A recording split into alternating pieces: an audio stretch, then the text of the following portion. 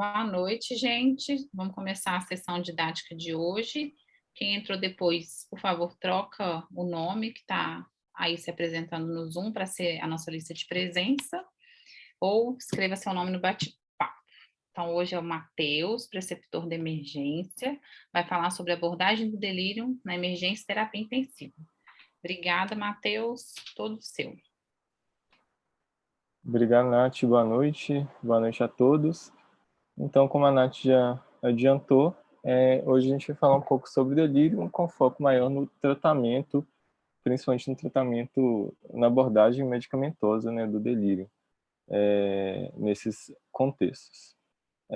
Só para a gente introduzir alguns conceitos, né? Eu sei que muita gente já sabe isso, mas acho que para todo mundo parte do mesmo ponto. O delírio tem 4 pontos principais, né, assim, e a gente vai ver que todos os critérios diagnósticos e de triagem sobre o delírio partem a partir desses pontos. Então, a gente sempre tem que pensar, né, quando a gente está falando em delírio, é um estado confusional agudo, que cursa com alteração do nível de consciência, tem uma participação muito importante da redução da habilidade de focar e de manter a atenção. E também, outra característica muito importante do delírio é que ele tende a flutuar ao longo do dia. Eu coloquei aqui alguns critérios diagnósticos, mas para a gente ver que todos eles partem mais ou menos desse ponto. Nenhum deles varia muito.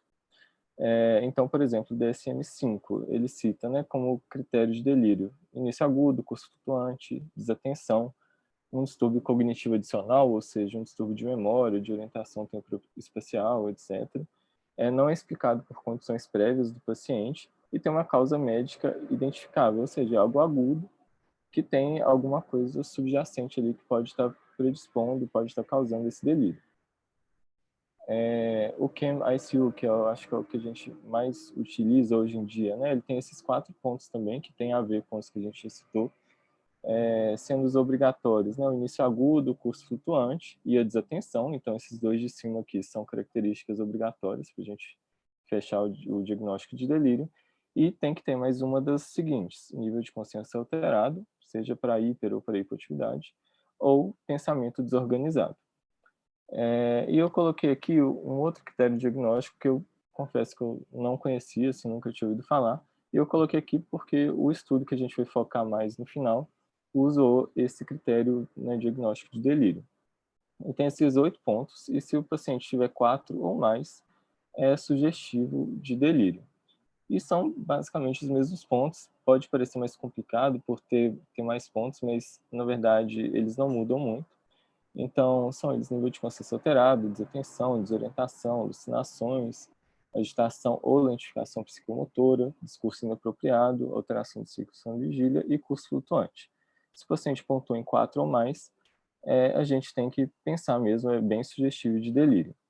E esse é o ICDSC, que é um critério que o artigo que a gente vai focar, como eu disse, ele usou esse critério diagnóstico. E aí, quando a gente fala em prevenção de delírio, né, a gente tem que sempre pensar que é uma abordagem multifatorial e não farmacológica, né? Ou seja, para a gente evitar que o delírio aconteça, são vários fatores que a gente tem que trabalhar.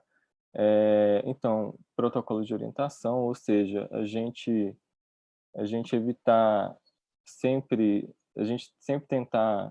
Ô, Nath, você quer que eu ligue o vídeo?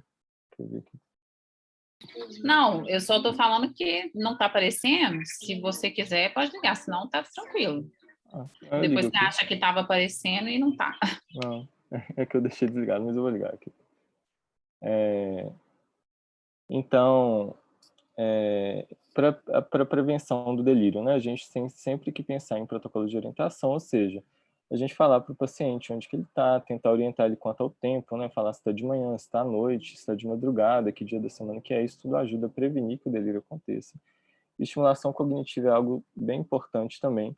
Então, a participação da família, né, sempre que possível, visita dos familiares, se o paciente tem condições, né, assim, se ele gosta, qualquer coisa que estimule mesmo, leitura, fazer palavra cruzada, qualquer coisa para estimulação cognitiva também ajuda muito a prevenir o delírio.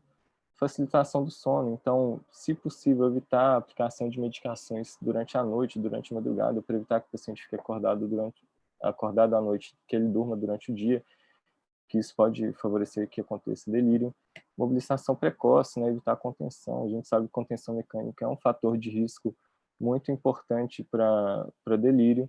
Auxílios auditivos e visuais, ou seja, se o paciente tem uma deficiência auditiva e ele usa algum equipamento para ajudar na audição, pedir para a família trazer óculos também, se um paciente tem alguma dificuldade visual, tudo isso também ajuda na prevenção.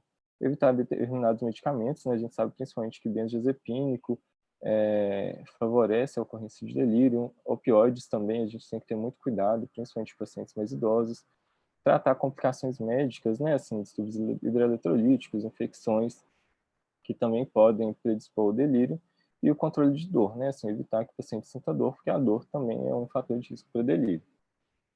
E aqui vocês viram que nesse contexto todo eu não falei em nenhum medicamento, porque não existe nenhum medicamento que previna delírio. A abordagem, como eu falei, ela é não farmacológica e multifatorial.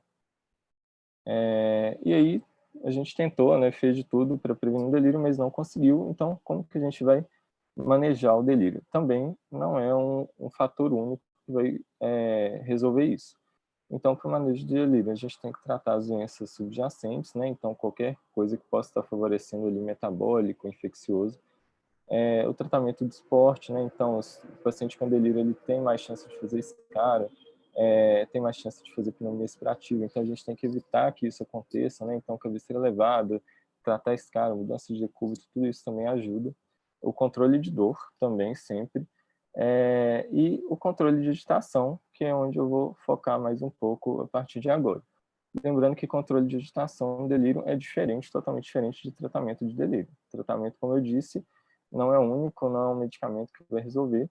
Ele envolve todo esse suporte, assim, ele é bem multifatorial mesmo. E aí, o que a gente tem, né, de informação, né, assim, sobre tratamento, sobre medicações para controle de agitação no delírio?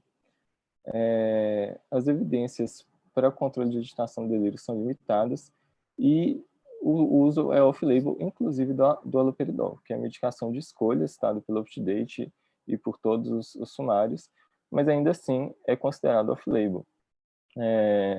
A dose que a gente usa, né, normalmente é de 0,5 a 1 miligrama, uma dose máxima em torno de 5 miligramas por dia. A gente vai ver o estudo que eu vou citar mais para frente usaria uma dose até muito mais alta do que isso. E, muito importante, o uso do Aldol, ele é sob demanda e não fixo. Então, não é porque o paciente fez um delírio hiperativo à noite que eu vou deixar o Aldol de 12 em 12 horas fixo na prescrição. O uso do Aldol e de qualquer outro medicamento para controle de agitação no delírio, ele tem que ser sob demanda. Então, se o paciente agitou a ponto de causar risco para si mesmo ou para a equipe, familiares, etc., aí eu vou avaliar o uso de Aldol. Se ele não está agitado, eu não preciso fazer, eu não preciso deixar essa medicação fixa. E eu sempre tenho que lembrar também outras causas de agitação antes de pensar em fazer medicação. Então, se o paciente, a gente tem sempre que avaliar se o paciente está com bichigoma, se o paciente está com dor, porque são causas reversíveis, né, assim, de delírio, em que se eu só medicar com alopridol, não vou resolver a causa base daquele quadro de agitação. Então, a gente sempre tem que excluir essas outras coisas antes. E aí, o UpToDate cita a possibilidade da gente adicionar a quetiapina ao Aldol no controle de agitação desses pacientes. E por que ele cita? Né? Ele cita esse RCT pequeno com quetiapina associado ao Aldol, se necessário, que estaria relacionado a uma menor duração do delírio, redução da agitação e maiores taxas de alta para casa após a hospitalização. São os desfechos que o UpToDate cita.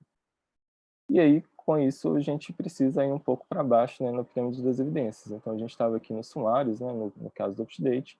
Então, a gente vai lá para baixo para avaliar os estudos individuais, no caso aqui um RCT, um ensaio clínico randomizado.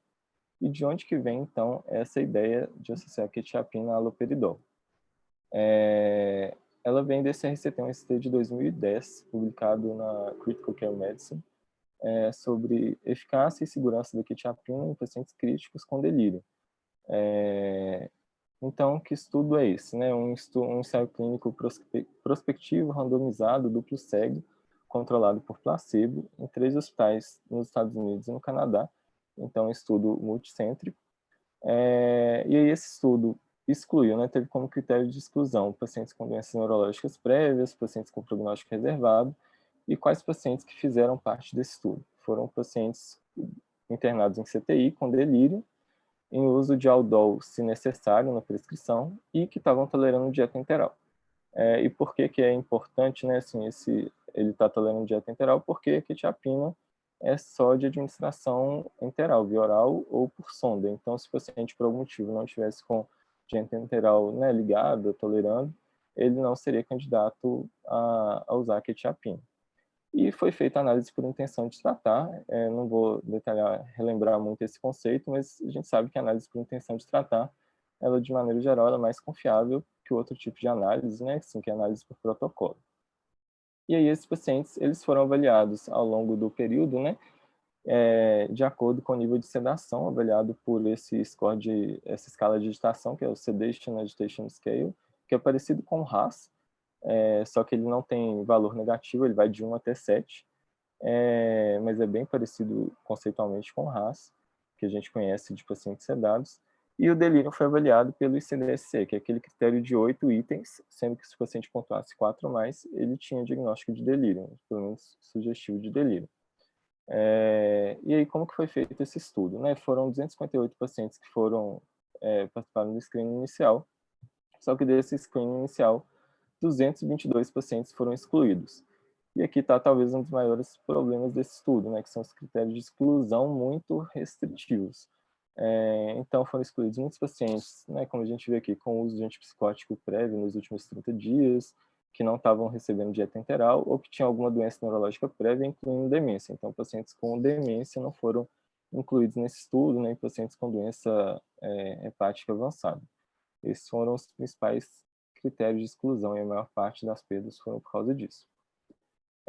No final das contas, eles ficaram com 36 pacientes, 18 em cada grupo, 18 no grupo da quetiapina, 18 no grupo placebo. E aí a dose de quetiapina... e antes, né, de eu detalhar os grupos, o cálculo amostral que eles fizeram para ter um poder de 80% para o desfecho primário que eles queriam, que eu vou falar mais para frente, era de 48 pacientes. Então, idealmente, eles teriam que ter 24 pacientes em cada grupo para ter esse 80% de poder estatístico. Eles não conseguiram, por causa desses critérios mais restritivos, e eles acabaram fechando com 36 pacientes mesmo. E aí, o grupo da quetiapina, eles iniciavam a quetiapina 50 mg de 12 em 12 horas, e usavam também Aldol, se necessário, a critério do médico assistente para tratar a agitação. E a dose do Aldol que eles utilizavam era haloperidol EV de 1 a 10 mg até de 2 em 2 horas. Então a gente vê que é uma dose até potencialmente bem alta. Acabou que eles não usaram essa dose toda, assim, até por medo de efeito colateral, mas eles estavam autorizados a usar até essa dose de Aldol para controle de agitação. E aí a dose da quetiapina era ajustada diariamente. Então, se o paciente tinha precisado de pelo menos uma dose de Aldol nas 24 horas anteriores, eles aumentavam a dose de quetiapina em 50 mg de 12 em 12 horas a cada dia. Então, se o paciente no dia anterior tinha precisado de uma dose de Aldol pelo menos, eles aumentavam de 50 de 12 em 12 para 100 de 12 em 12, e se continuasse precisando de quetiapina de Aldol no dia anterior, aumentava para 150, até uma dose máxima de 200 mg de 12 em 12 horas. Então, esse ajuste era feito diariamente. E qual que era o desfecho primário, né, deles? O estudo foi feito para avaliar esse desfecho, que é o tempo para resolução do delírio. Então, quanto tempo a partir do início do tratamento os pacientes saíam daquele critério de delírio, que é o ICD-10C, e aí esse era o desfecho primário.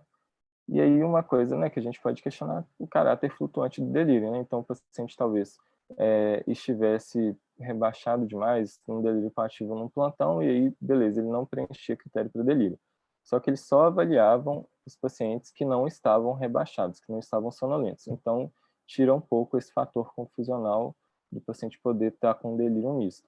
Então, se o paciente estivesse rebaixado demais, sonolento demais, eles não avaliavam delírio, pulava para a próxima avaliação, e aí a gente não tem tanto esse fator de confusão aqui. E aí eles avaliaram vários desfechos secundários também, então horas totais em delírio, horas totais em sedação profunda ou em agitação, ou seja, a gente não quer nem que o paciente fique sedado demais, nem que ele fique agitado demais. Episódio de retirada de dispositivos, então quantas vezes o paciente tirou catéter vesical, catéter nasentérico, acesso venoso, que é um desfecho também super importante, né, assim, tanto para o paciente quanto para a equipe também. Uso de haloperidol, uso de sedativos e analgésicos, duração de administração da quetiapina, ou seja, quanto tempo o paciente precisou de usar a quetiapina até a resolução do quadro, dose média e máxima de quetiapina, tempo de ventilação mecânica, hospitalização, mortalidade e desfecho pós-alta. Então, para onde o paciente ia, né? Ele ia para casa, para um centro de reabilitação, para uma instituição de longa permanência ou ele ia a óbito. E também eles avaliaram desfechos de segurança, que a gente vai detalhar mais para frente. Esse daqui é o desfecho primário, então, que é tempo para resolução do delírio. E aqui a gente já vê que a quetiapina parece realmente estar associada a uma redução grande do tempo de redução, a uma redução grande do tempo de resolução do delírio. De 4,5 dias, né, no grupo placebo, para 1 dia no grupo da quetiapina, com um P significativo aí de 0,001. A gente vê, né, pelo esse gráfico de Kaplan-Meier aqui, que realmente o tempo de resolução do delírio no grupo da quetiapina foi bem mais rápido do que no grupo placebo, e isso foi estatisticamente significativo. Aqui a gente tem alguns outros desfechos secundários avaliados, eu destaquei aqui 4 deles. E no grupo da quetiapina, a gente viu que os pacientes precisaram de menor tempo de tratamento, então 102 horas versus 186 horas, com P de 0,04. Passaram menos tempo em delírio, 36 versus 120 horas, que também foi significativo, e menos tempo em agitação, 6 horas versus 36 horas, com P também de 0,02. E não teve diferença no tempo de rebaixamento. Então, os pacientes que usaram quetiapina não passaram mais tempo rebaixados, ou seja, com o SAS aqui que a gente vê, menor ou igual a 2 do que os pacientes do grupo placebo. Ou seja, a quetiapina aparentemente melhorou, reduziu o tempo de agitação, resolveu o delírio mais rápido e não deixou os pacientes mais rebaixados. Aqui alguns outros desfechos substitutos, alguns desfechos secundários, perdão, que o estudo avaliou. A quetiapina não teve diferença em tempo de ventilação mecânica, UTI e mortalidade, mas lembrando que o cálculo da amostra não foi feito, né, para ter esse poder para esses desfechos. E tem uma tendência a ter mais altas para casa / reabilitação no grupo da quetiapina. Ou seja, parece que os pacientes que usaram quetiapina tiveram um desfecho melhor, mais deles foram para casa ou para reabilitação do que naqueles pacientes que usaram placebo. Tem um desfecho também clínico bem importante e que mostra uma tendência nesse sentido. Nessa outra tabela, a gente tem mais alguns desfechos avaliados. Os que eu destaquei aqui foi o menor tempo em uso de Aldol, de 3 para 4 dias, uma diferença pequena, né, assim, de 1 dia, mas que teve um P de 0,05. Um menor tempo em uso de sedativos, aí sim uma diferença grande de 1 para 4 dias, com P de 0,09. E outro desfecho super importante, que os pacientes que usaram quetiapina usaram fentanil por menos tempo e por uma dose menor. Então, é o que a gente vê aqui, com P de 0,02 para a dose e 0,03 por tempo. Então, parece que a quetiapina também conseguiu fazer com que esses pacientes dependessem menos de fentanil por menos tempo. E aí a gente tem que ver sempre também os desfechos de segurança, né? Assim, tem esses desfechos positivos todos, mas será que é seguro? E a gente vê aqui que não teve diferença estatisticamente significativa em desfechos avaliados.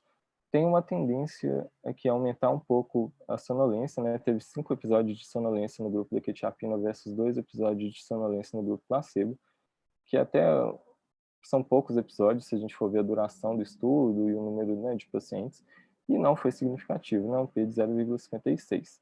Então, em um dos desfechos de segurança avaliados, incluindo intervalo QT e arritmia, a gente teve diferença estatística. Claro, esse estudo não é perfeito, né, assim, ele tem alguns problemas, então, como eu já disse, os critérios de exclusão e inclusão são muito restritivos e rigorosos, então, pacientes com doença neurológica prévia, eles não foram incluídos, e são dos pacientes que mais fazem delírio, né, então a gente fica difícil aí de extrapolar para esse grupo. Esse talvez seja o principal defeito, né, o principal problema desse estudo. O tamanho da amostra também para desfechos de segurança e eficácia é pequeno, assim, a gente viu essa efetividade para o desfecho primário deles, né, que foi tempo de resolução de delírio, e parece também que é bem seguro, ainda mais se a gente considerar que a gente está pensando em usar isso num contexto de terapia intensiva, que o paciente está 100% do tempo monitorizado. Outra questão é o caráter flutuante do delírio, né? Assim, como eu disse, o critério de resolução do delírio não é muito claro, assim, em nenhum guideline que a gente for olhar. Como que a gente fecha? Como eu disse, o que eles usaram foi o plantão, né? Assim, a primeira avaliação em que o paciente não preenchia critério para o delírio foi a avaliação que considerou a resolução do delírio, mas ele é flutuante, então pode ser que ele volte. Então tem esse questionamento a se fazer, mas é um problema talvez inerente a qualquer estudo sobre delírio que a gente faça, porque esse critério de resolução nunca é muito claro de fato. E outra coisa que o estudo cita é que o uso das doses de Aldol foram abaixo do recomendado, mas como a gente viu, as doses de Aldol que eles recomendaram no estudo, né, assim, de 1 a 10 miligramas até de 2 em 2 horas, são as doses realmente mais altas do que a gente costuma usar na nossa prática, né? Então é um problema. Será que se usasse uma dose de Aldol mais alta, a gente resolveria isso sem a quetiapina? Só que realmente o uso excessivo de Aldol tem muitos problemas também, né? Tem muitos efeitos colaterais. Então, isso eu nem considero que seja um problema tão grande assim, se a gente conseguir uma medicação segura que vai, né, diminuir a dependência do paciente de haloperidol para controle desses sintomas. Então, esse é o primeiro estudo randomizado, duplo cego, controlado por placebo, multicêntrico, sobre eficácia e segurança de antipsicóticos para o delírio no CTI. E pelo que eu vi, andei dando uma olhada, depois dele, ele foi feito em 2010, a gente não teve estudos muito melhores do que isso. Assim, esse é talvez o mais bem feito, assim, pelo menos dos que eu encontrei sobre o assunto. E aí, se a gente for fazer uma análise, né, assim, dos critérios de viés de RCT, talvez a gente tenha questionamento aí por recrutamento por causa desses critérios de exclusão e inclusão muito restritos, e isso talvez dificulte aí a validação externa, né, em outros contextos desses resultados. E com relação às medidas, a gente talvez tenha um problema do critério para resolução de delírio, né, que é algo questionável pelo delírio ser algo com caráter flutuante. Mas em todos os outros quesitos, né, de alocação, manutenção dos pacientes, cegamento e os desfechos clínicos importantes, né, e claros, a gente não tem problema. Então a gente considera um estudo de boa qualidade, assim, que dá para a gente confiar assim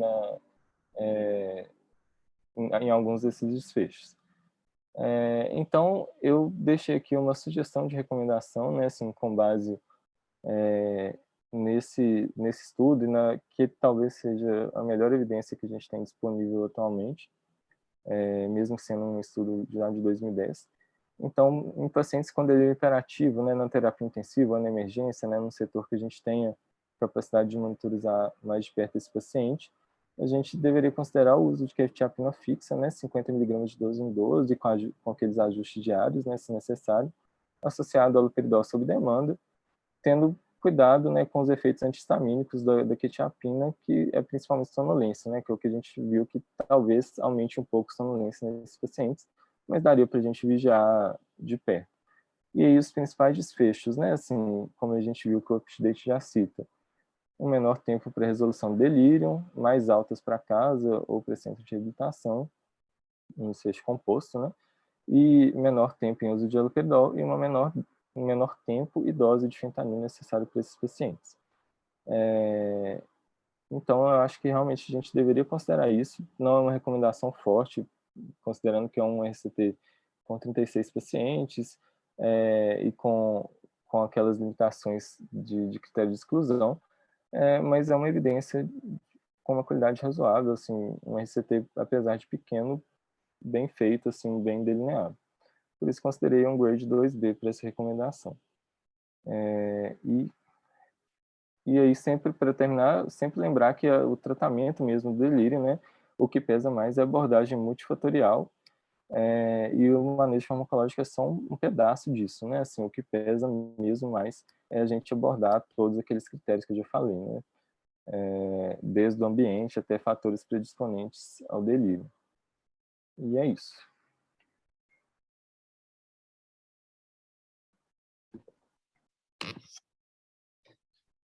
Excelente, Matheus. Muito obrigada. Grandes aprendizados aí nessa sua exposição, né? Matheus Com sempre certeza. brilha. Gente, eu lembro, né, que a gente sempre convida para abrir as câmeras, ficar à vontade no final da apresentação, para fazer perguntas, para participar, comentários.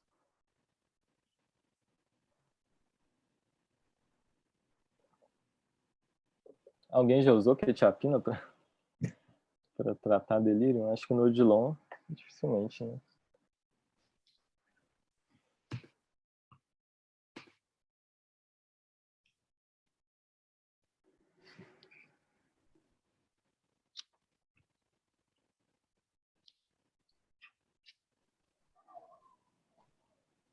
Ei, Matheus, boa noite. Muito obrigada aí pela aula, foi excelente. Eu fiquei com uma dúvida, por exemplo, aí frente a um paciente com delírio hiperativo, eu já vou primeiro precisar de fazer o Aldol para aquela medida imediata e eu já entraria com a quetiapina fixa pensando posteriormente mesmo na evolução?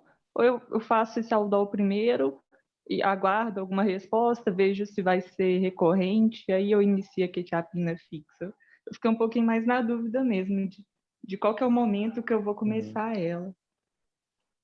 O que esse estudo fez foi, assim, selecionar os pacientes com base no grau de agitação, né? Então, seguindo o SAS, né? Que é bem parecido mesmo com o RAS, assim, só que ele não tem pontuação negativa. E aí, se o paciente tivesse agitado pelo SAS e tivesse critério diagnóstico de delírio pelo ICD-SC, né? Que é aquele que eu mostrei lá atrás, aí eles já faziam a dose de Aldol para controle de agitação e começavam a quetiapina 50 mg de 12 em 12. Então, assim, teoricamente, você já entraria de cara com a quetiapina pensando em não precisar de doses adicionais de Aldol. Então, pelo desenho do estudo, eles fizeram isso, assim. Como a gente não tem outros estudos, né, assim, talvez até seria interessante, assim, a partir de que momento, né, eu avaliaria iniciar a quetiapina, será que só para o paciente refratário? É uma dúvida válida mesmo, assim, que a gente não tem resposta porque o estudo não avaliou isso, né? Assim, ele avaliou logo de cara já entrar com aldol e quetiapina. Eu acho que talvez no nosso contexto, né, assim, considerando talvez uma disponibilidade de quetiapina mais restrita, né, e tudo mais, talvez a gente avaliaria iniciar nos pacientes mais refratários, que você fez o aldol e ele recorreu com sintoma, mas o estudo especificamente usou para todos os pacientes que tiveram delírio hiperativo logo de cara. Mas realmente a gente não tem essa comparação assim para saber o que é melhor, o que vale a pena. Entendi. Muito obrigada, Matheus. Mas... É claro, né, gente? Tem que individualizar sempre, né? O paciente está agitado, colocando a equipe em risco, próprio paciente em risco, não dá para dar uma quetiapina e aguardar, né? Provavelmente o que a gente vai ter vai ser o Aldol mesmo, e esse paciente considerar mais rapidamente uma quetiapina para reduzir, né? Porque dos desfechos todos que o Matheus mostrou, né? Dos mais interessantes é a redução do tempo mesmo, né? De delírio, que é o que a gente está interessado. Então, seria conforme o estudo, um coadjuvante mesmo ali, para reduzir tempo de delírio. E a gente não tem, na verdade, né, Larissa, essa resposta bonitinha, assim, com o que fazer, depende da situação. Tá muito agitado? A gente vai ter que ser droga endovenosa mesmo, né? Médio agitado, e talvez dê tempo de esperar a quetiapina com outras abordagens junto, Aí talvez não precise dar o aldol nesse momento, né? A intenção da apresentação hoje é mesmo convidar vocês a refletir mesmo. Será que vale a pena a gente pedir para o hospital padronizar a quetiapina dentro do cenário de emergência, do CTI, com tudo isso que o Matheus apresentou? A gente poderia ter feito uma enquete aqui, né, para...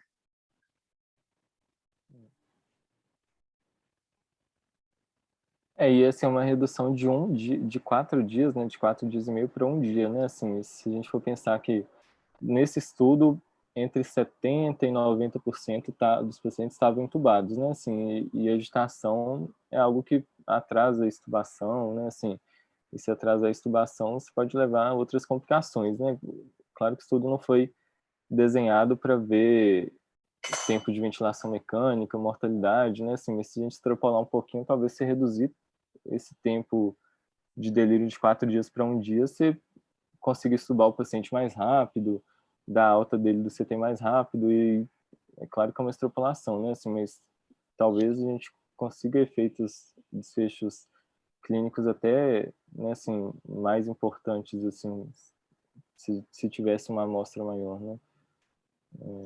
Dá a impressão é isso Outra mesmo, coisa. né?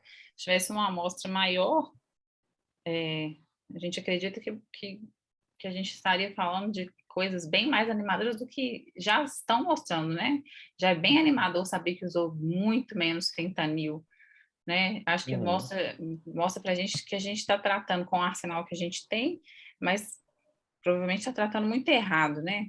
Muitas coisas, muito excesso de opioide que leva a um monte de problema e que tá achando que é dor e às vezes não é isso que tá precisando, né? Que é até um argumento muito bom para farmácia, né? Assim, isso da dose de fentanil, né? Assim, se falar para farmácia, não. Se eu tiver quetiapina, provavelmente eu vou precisar de menos fentanil, vou gastar menos. É. Né? Assim, nos picos de Covid, fentanil foi, né, super crítico, então acho que é um desfecho também para focar bem, assim, se a gente Quer mostrar convencer, para... né? Agora sim, o próximo passo seria esse mesmo, né? Qual que é o valor da quetiapina, saber mais ou menos quanto que a gente precisaria usar para fazer esse comparativo mesmo. Ó, então, a cada 4 pacientes que a gente usa fentanil por X dias e usa quetiapina, né, na dose recomendada no estudo que a gente tem, a gente está economizando tanto, ou está saindo elas por elas, mas está reduzindo 4 dias de ventilação, né? Então, esse caminho que a gente vai ter que fazer agora para responder essa pergunta que eu fiz, né? Se a gente deveria pedir para a farmácia comprar quetiapina ou não. E a gente está aqui expondo, gente, é para ter ajuda mesmo, viu? Estou convidando vocês a participar, porque é a nossa intenção, trazer essa discussão para a comissão da farmácia para saber se a gente pode ter quetiapina nos CTIs ou não.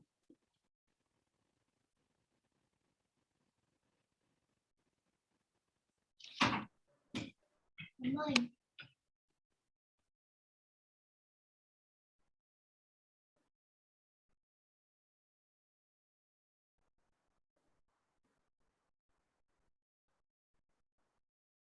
Será que o povo tá tudo ansioso pro jogo do Galo já? Que tá todo mundo caladinho?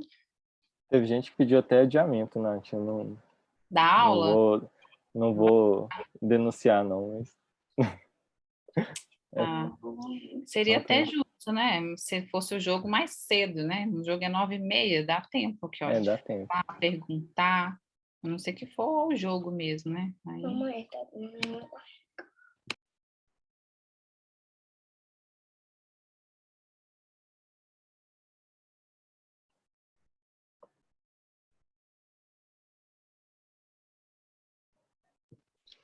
Matheus, acho que é isso então, né? O pessoal tá mais tímido. Eu tô com uma unidade de náuseas e vômitos aqui na minha casa. O Frederico perguntou aqui, Nath, sobre Fala aí. estudo com uso de risperidona nesse contexto de internação. E eu não achei nada sobre risperidona, assim, para delírio. Eu achei sobre Precedex, assim, tem um estudo de 2009 usando a dexmedetomidina, né, que é o Precedex, comparado com Aldol, que talvez o Precedex seja um pouco melhor do que o Aldol para delírio, pensando em desmame da VM, assim, só com um RCT, é um RCT também, só que com menos pacientes ainda, tem 10 pacientes em cada braço, mas talvez o Precedex fosse um pouquinho melhor do que o Aldol. Agora, risperidona, especificamente, não achei nenhum estudo, assim, mais estudos observacionais, assim, mas RCT mesmo de melhor qualidade, não. Tem um estudo do Lancet, não sei se você viu esse, de 2014, ele é bem usado como referência no Dynamed.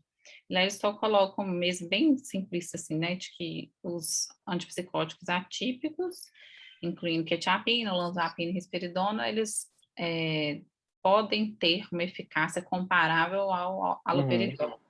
Mas não entrei nesse artigo, é específico, né, de população idosa, não sei se você entrou nele, mas não entrei para ver o que embasou essa recomendação, não.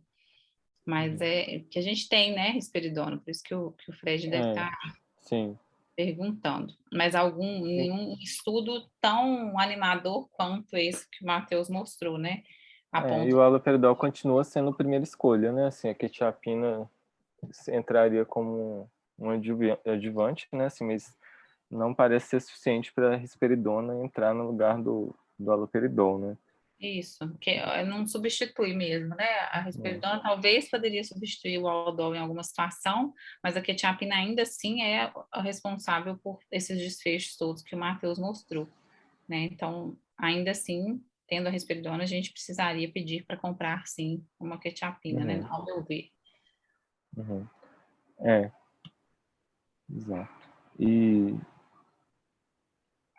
o Ramon perguntou aqui também sobre o uso de benzodiazepínico, né, para tratamento, que tem aquela história, né, de que benzodiazepínico pode piorar delírio, né? Assim, eu acho que essa evidência é até mais antiga, porque eu não vi os estudos originais que mostram isso, assim, mas todo o RCT, todo estudo mais atual contraindica mesmo, assim, benzodiazepínico, porque você pode até tratar ali momentaneamente a agitação, o paciente vai dormir, né, vai dar uma relaxada na hora, mas ele vai acordar, ele pode piorar delírio justamente por causa do efeito sedativo, né, assim, do benzodiazepínico, né, assim.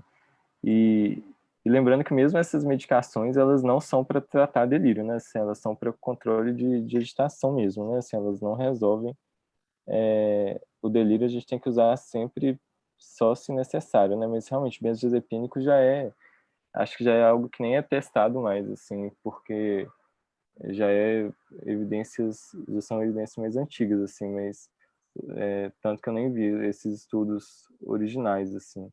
A gente pode até dar uma olhada depois de onde que vem, mas de algo meio consolidado, né, assim. Acho que não tem muita dúvida. Tem capítulo, não achei aqui agora, mas estava lendo, em algum lugar para tratamento de agitação, fala que se for um controle de agitação mais rápido, que você está precisando, ainda uma agitação sem saber qual que é a causa da agitação, o benzodiazepínico é uma opção, né? Aquela agitação, eu não sei o que está acontecendo, o paciente está agitado, eu preciso tentar resolver mais rápido, mas eu também não quero que pede muito, né? Não sei se tem a ver com isso que o Ramon está falando.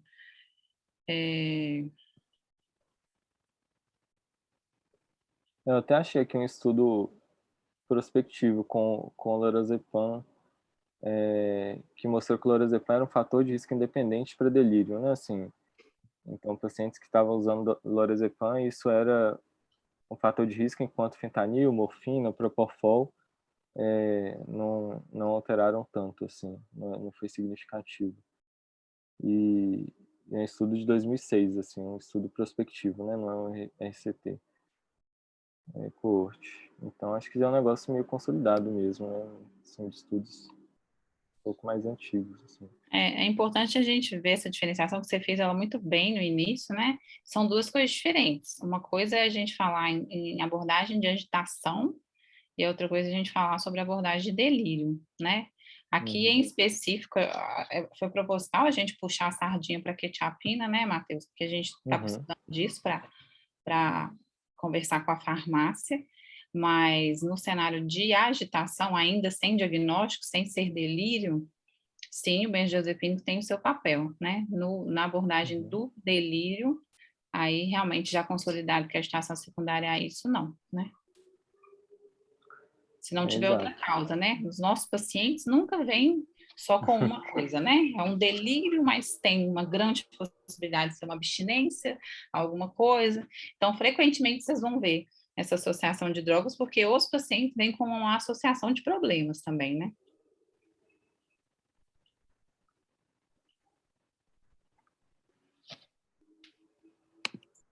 O povo está muito silencioso hoje mesmo. Estão guardando os gritos para os gols do Galo. Você leu tudo aqui que o Ramon escreveu? Li. Não, então beleza.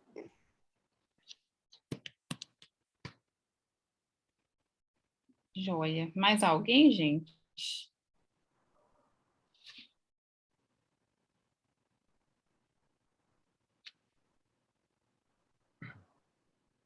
Bom, acho que é isso, né, Matheus?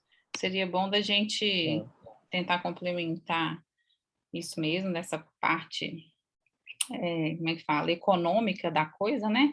Para ter mais substrato ainda para convencer a farmácia. O Matheus complementou, né, que teve uma discussão com o anestesiologista, o Ramon, e questionou por que de não usar, mas não encontrou a fonte. Aí depois a gente ajuda nessa busca aí, né? O Ramon conta para nós, mas a gente ajuda. Então tá, gente, eu tô com meus meninos tudo com rotavírus aqui em casa, os 3. Então, já que todo mundo tá caladinho, depois se alguém tiver alguma dúvida, Matheus é super disponível, eu também, pode mandar mensagem, pode perguntar, e a aula vai ficar gravada aí, que vale a pena quem não viu, ver depois, quem não prestou atenção, sempre falo isso na aula do Matheus, né? A aula do Matheus tem que prestar atenção, não pode nem piscar. Senão, ainda bem que está gravado, volta lá e assiste. Beleza? Obrigada, gente. Obrigado, Nath. E vamos Obrigado torcer a por todos. galo aí, né? Obrigada, Tentar Matheus. secar, né, Nath? Mas não adianta. Olha, Vai adiantar. Malão da massa. Beijo pra você. Beijo. Boa noite.